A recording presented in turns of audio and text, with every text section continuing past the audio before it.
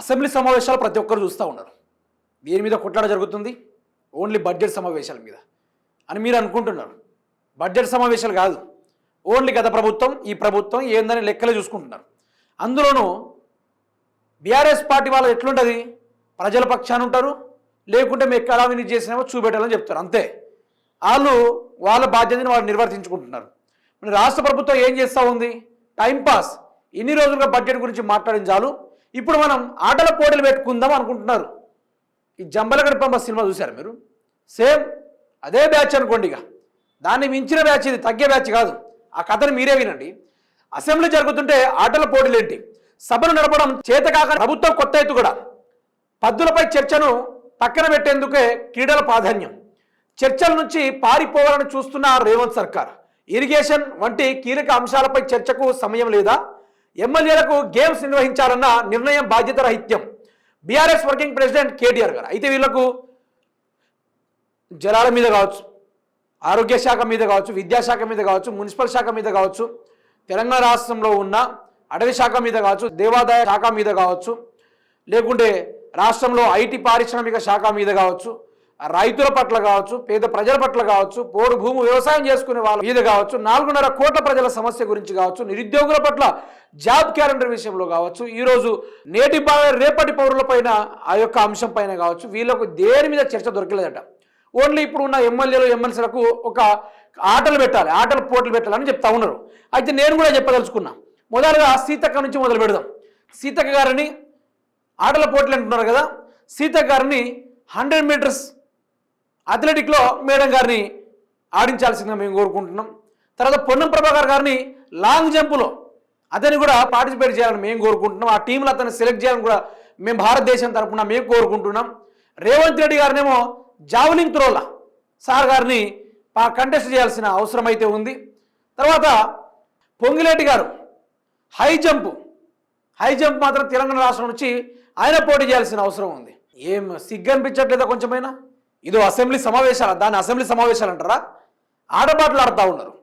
Budget ఏంది, మన అప్పుల లెక్కేంటి, మన అప్పులు ఎంత కడుతున్నాం, ఈరోజు ప్రజాస్వామ్యానికి ఎంత పోతూ ఉంది, తెలంగాణ నుంచి ఎంత డబ్బులు పుడుతూ ఉంది, మనం ఎట్లా నడుపుతున్నాం రాష్ట్రాన్ని, రాబోయే భవితరాల పైన ఒక్కరి మీద నెత్తి మీద కూడా డబ్బులు పెట్టాల్సిన అవసరం లేదు.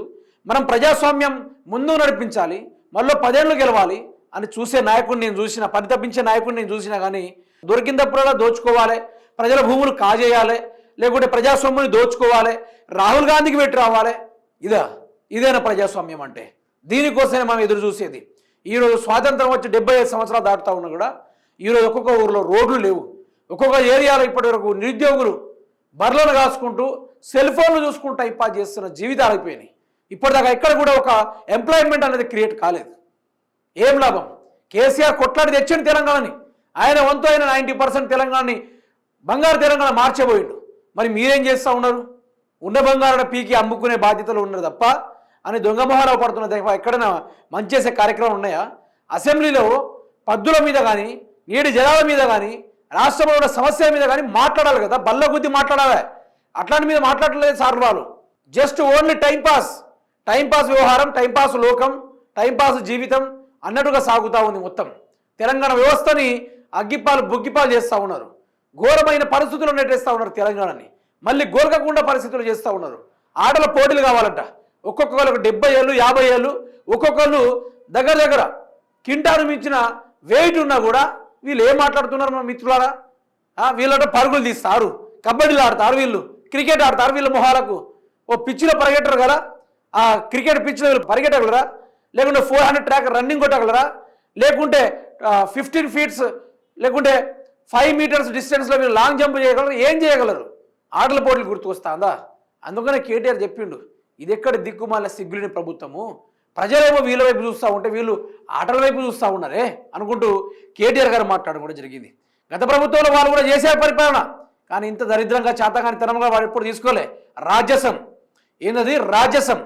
రాజుకు ఉండాల్సిన మినిమం లక్షణం, మంత్రికి ఉండాల్సిన మినిమం బాధ్యత, ఎమ్మెల్యేకు ఉండాల్సిన మినిమం కామన్ సెన్స్ అన్నీ కూడా బీఆర్ఎస్ వాళ్ళకు ఉండేటిది. వాళ్ళు ఒక రాజులుగా పరిపాలించారు, ఒక మొగోళ్ళు లెక్క పరిపాలించారు. ఇట్లాంటి వేషాలు చేయలే, ఇట్లాంటి కథలు పడలే, ఇట్లాంటి డ్రామాలకు తెరదీయలే. ఎంత ఘోరమైన ప్రభుత్వం అంటే కొంచెం కూడా వింటుంటే నాకే సిగ్గనిపిస్తుంది, చెప్పుకోవడానికి వాళ్ళకెందుకు లేదు అనిపిస్తుంది.